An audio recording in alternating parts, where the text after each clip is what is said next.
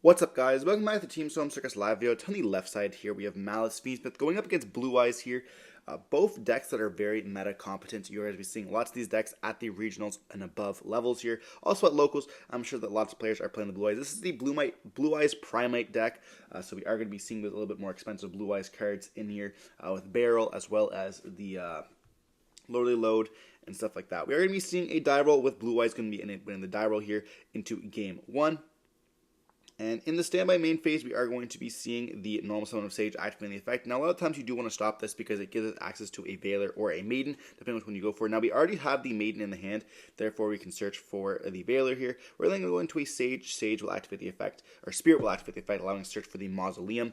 Mausoleum can then be placed onto the field, and we are going to be seeing the Maiden activate first to then place the True Light on the field as well. We're going to be then seeing the Mausoleum going to be activated, and that's going to allow us to now dump a Blue Eyes. We're going to then trade the Spirit, and they do chain the Magnamut on the Blue Eyes here before the Spirit gets a chance to activate its effects, making us forced to activate another, or have another way to get the Blue Eyes onto the field. We're going to be seeing the True Light setting a Wishes from the deck, then we're going to activate the Wishes, dumping the Blue Eyes from the hand to actually search for 2 more additional cards, which can be the Roar, but we're going to go for the Trap and a Sage perhaps as well, getting an additional normal summon for a light to search for another copy of Veiler here. But we are going to get another search with the Magnamut during the end phase, so that's going to be pretty relevant as well if we don't find a way to get that other Blue Eyes back from the banishment here. I feel like we have to go for Roar alongside. Yeah, we're going to go for Roar and Sage here. We want to make sure that that second Blue Eyes does not get banished. We're now going to activate the effect, summoning out the Spirit, which then can let us, or activate Spirit, summon out the Blue Eyes, which can then summon out the Maiden, and then we can synchro those away into a Spirit Dragon.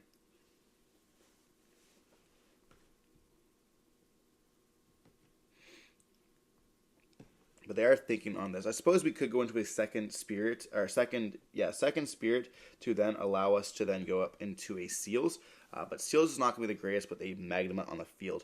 We're going to go up into that Spirit, and then we are going to be synchroing away into that, or linking away into that Seals here. We do have still the Sage ability to be able to synchro, but we're going to use normal summoning the Sage for another Veiler here, and then we're going to activate the Roar, bringing back out, and this is going to allow us to have a Spirit Dragon as well. Now, I believe we should have gone Wishes Banish first to allow us to perhaps get the Wishes out of the graveyard, so we can set another Wishes with a True Light during the next turn. But hindsight is 2020, of course, and you don't really need that. I mean, they probably don't have Imperm because they already have True Resfirm, or they already have Magnamut on the field, but it could be good for something that does target. And I don't know if there's very much in the Maliss set that does target. I know that the PT7 does not. We are going to go for Proper Prosperity, and then we do see the Lordly Load and a Wishes here. Perhaps just adding the Drill Beam there. We should have maybe done Prosperity first, allowing us to get that Drill Beam set up going, because we could have maybe added the Primite and then be able to play it that way, but there's no guaranteeing that we would see that there as well.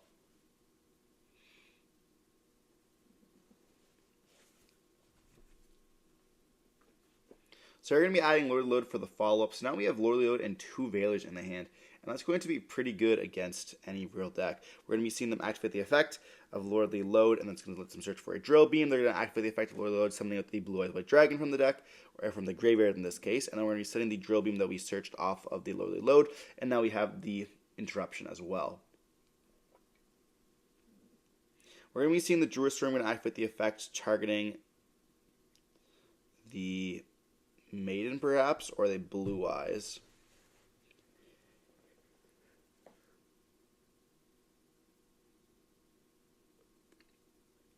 They're thinking on it. They're going to go for the Maiden there, making sure that they do not have that for follow-up during the following turns. And now the Seal is going to have a little bit more of an issue to kind of stop both of these Bestials. They don't want to put any of them back in the hand there. Now what's really cool is you can put back the Lordly Load in the hand, and then you can just place it again next turn, searching for the Ether Barrel. We can always get the Ether Barrel off of the Seals as well, which is important. And then, of course, the Spirit Dragon can tag out. But having the 2 Bystials on the field makes it so that the Seals is not going to be an interruption now. It really is going to be only is going to be like just a waste of a battle phase. They're going to go try to go battle phase there. They do Seal, bounce back the Ether Barrel, and then bounce back the Primite, Lordly Load. Then we're going to be summoning out a copy of Magnemite here due to the Seals effect. They're going to go Magnemite, attack over the Magnemite there because it has 0 attack. And defense, they're going to go into the main phase 2. That's going to let them link away now. And we're going to link away for a Moon, which is going to give us access now to the Fiendsmith package. And we're going to be attempting to send the Spirit Dragon. We do negate that with the Spirit Dragon here. And then we activate Spirit to tag out into the Ultimate Spirit. And this is going to allow us to negate one more on field effect, which is pretty important. Especially when you're like the next play could be a Requiem. You can negate Requiem, which would be kind of nice. So we're going to be seeing the Requiem effect Requiem going to be made here. And then we still have Drill Beam as well. And, Magnemite follow-up as well as the Primite follow-up, which is going to be absolutely just nutty. And like Drill Beam will be able to reset itself every single turn, which is very cool. Now, obviously the Maliss player wants to be able to make it so that we do not get the effect. The Drill Beam will have to be used on like a Maliss monster, but we're going to be seeing the Requiem activate, and it doesn't get anything with the Ultimate Spirit. They're going to normal summon a Lacrima, activate the effect, and we still have 4 cards left in the hand here. So potentially we could Drill Beam this, but if they have the field spell, Maliss Underground, or a copy of the Gold Sark, it's going to be quite difficult for us to kind of continue, or even just potentially a copy of Engraver as well. They have gone through the Requiem already though, so it is a little bit rough. We do Drill Beam the Lacrima. This is going to make it so that the Lacrima is no longer going to be in rotation for the whole entire game, which means the follow-up is going to be essentially gone, and the ability to make a Light and Dark Chaos Angel has slightly decreased. We are going to be seeing the Engraver going to activate the effect, allowing us to search for a track. Then we have the track dumping the Lurie, and we have essentially the full Fiendsmith package here. Not anything really else on our parts, unless we have like the Maliss Field Spell or a King Sark here, or Gold Sark, I should say. But Lurie is not going to be able to make anything huge because we already have lost that Requiem. So we're going to be forced to go Engraver, put back. We're going to go into Requiem, equip, going into the Princess. And we can then go Engraver, put back to go for a Caesar. But Caesar will be very easily beat with this board here. So it's not going to be that formidable as it normally tends to be. It will have some uses because during the end phase when the Ultimate Spirit does get destroyed, it will activate the effect allowing us to summon out another Blue Eyes from the graveyard here. But they're going to go for a Caesar now, and then even if we activate the True Light now to summon out, we will be able to destroy that True Light. So we're going to see a set 2, and they're going to pass turn. There's the Ultimate Spirit going to attempt to destroy itself here. And summon from the graveyard. But they are thinking on this. So we're going to go for the Truest Form first. And we can potentially bait out all of those Caesar interruptions with the Druid's Worm alongside the Ultimate. So we're going to be seeing the Ultimate Spirit activate the effect. They do negate that with the Caesar. We do Ghost Ogre this Caesar. So saying goodbye Caesar there. And then True Lights will be activate the effect, allowing us to set from the deck. We already have Wishes, so we're going to be forced to set the Trap card. But the Trap card is going to be very good in this because in the draw phase, we can activate the Trap, destroying both of those face down cards on our opponent's side of the field for very little. We're going to be seeing this left with one card in the hand. So we're going to see the Trap is going to be activated. And if they do, it doesn't reveal for cost. So if they do find a way to chain something to destroy or to banish one of those Blue Eyes or both Blue Eyes, it's not going to destroy any of the cards there. So we're going to be chaining the Maliss, 2 Maliss traps onto this, the T11 as well as the T7, and that's going to allow them to summon out from the extra deck here the Red Ransom alongside going to let them banish a card, which is going to be the True Light. You're going to be seeing the trap card destroy the Red Ransom, and then we'll be also able to add the Dormouse for follow-up off of that T7.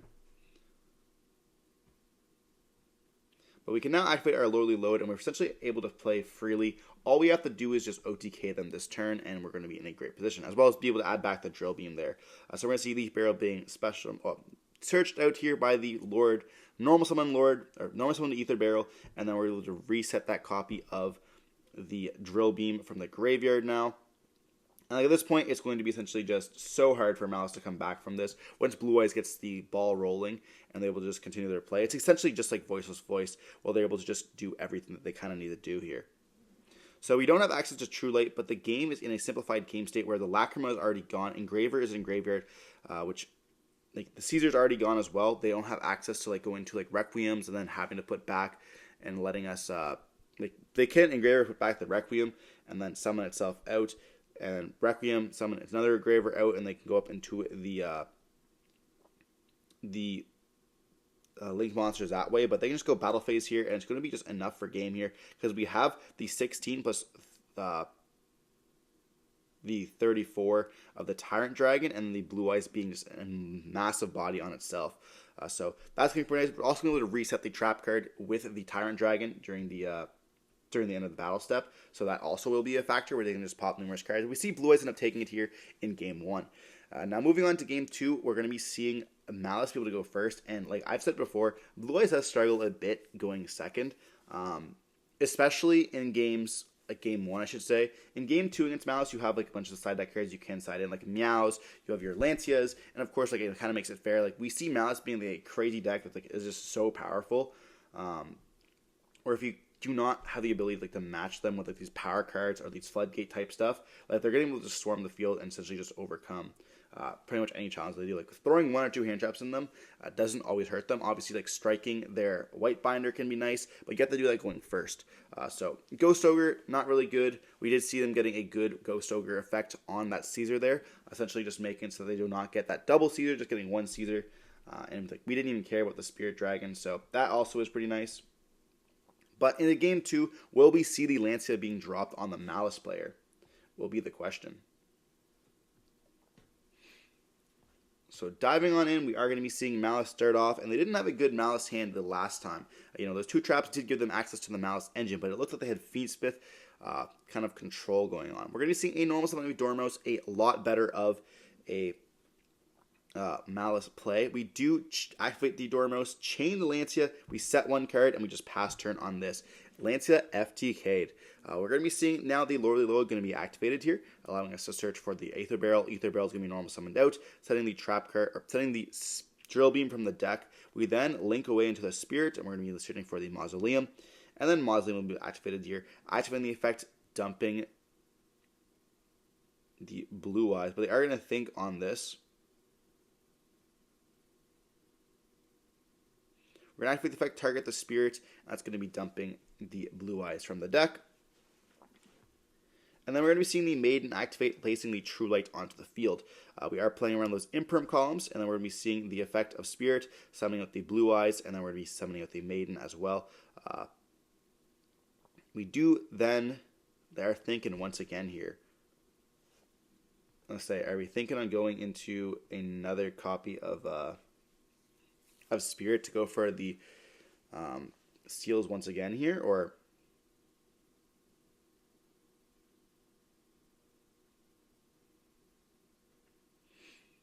we're going to go Battle Phase and attack into the Dormouse. They're going to take the damage here. They're making sure to read. There is no normal monsters in the graveyard, so we're not going to get any stat boost there. So we take a bunch, leaving us down to 59 here, taking 21 damage total. Maiden does not have any attack, so we can't really attack with it, which is unfortunate, but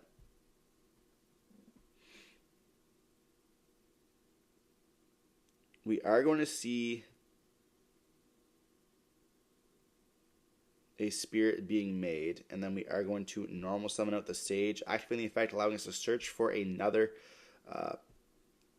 card, which is going to be a Veiler now, so having a Veiler for the follow-up can be quite nice as well. Having a hand trap, a searchable hand trap, of all things, is just kind of goated there. We're going to be seeing the Lordly Load summoning with a Blue Eyes White Dragon, which means now the Roar that we have set, or I should say the Drill Beam, not Roar, is going to be alive. I have thought about playing the Primite Roar with Flamepelt Guard. I know that someone's been playing it, and the Royal at local has been telling me I should play it here. I definitely don't think it's going to be good. Unfortunately, we are going to be seeing Nib going to be dropping here, which means that we're not going to have access to that Drill Beam anymore until we True Light Summon back out that Blue Eyes. But that's going to be kind of rough, and we are going to be just passing turn on this. The Drill Beam does state it cannot be a token, which is important.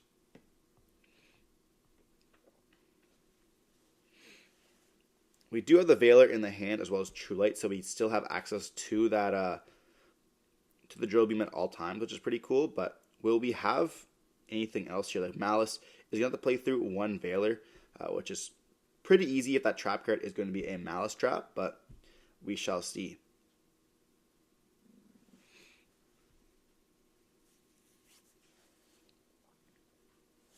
I don't think there's anything else we can do here.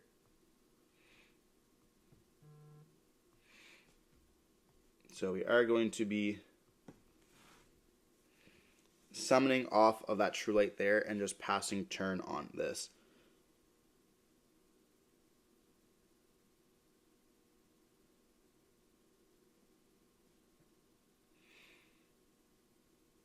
They have a Drill Beam and a Veiler to beat alongside Heavy Follow-Up. Do they have what it takes with 3 cards in hand and a set card?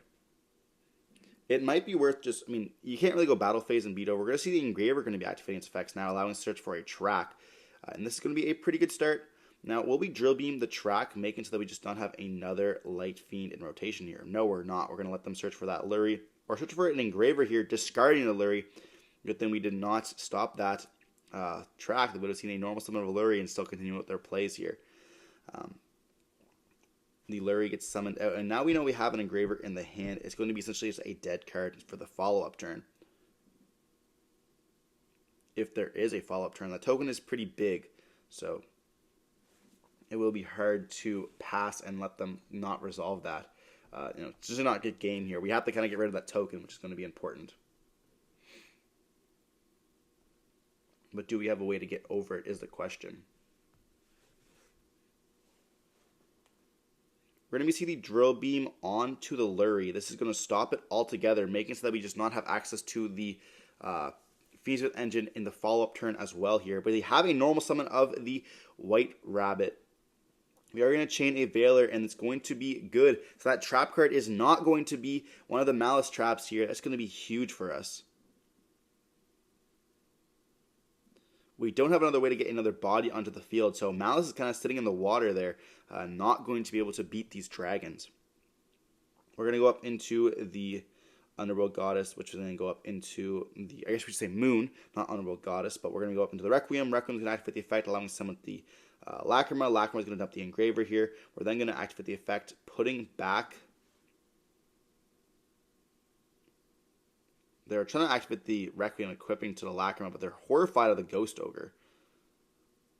We're going to see Engraver put back the Moon to summon itself out. And we have the Nibiru on this here saying, yeah, get out of here, place the Nib back onto your field. Nib exchange is real. We're going to be seeing the True Light can activate the effect, allowing us to summon out a Blue Eyes, and then the Maiden's going to summon herself out again. And the game is going to be over. The last card in hand is the Engraver. We know it's on a Maliss trap. We have nothing to worry about here. We're going to be able to full combo and not worry at all. I wonder what the set card is. Maybe potentially a Imperm.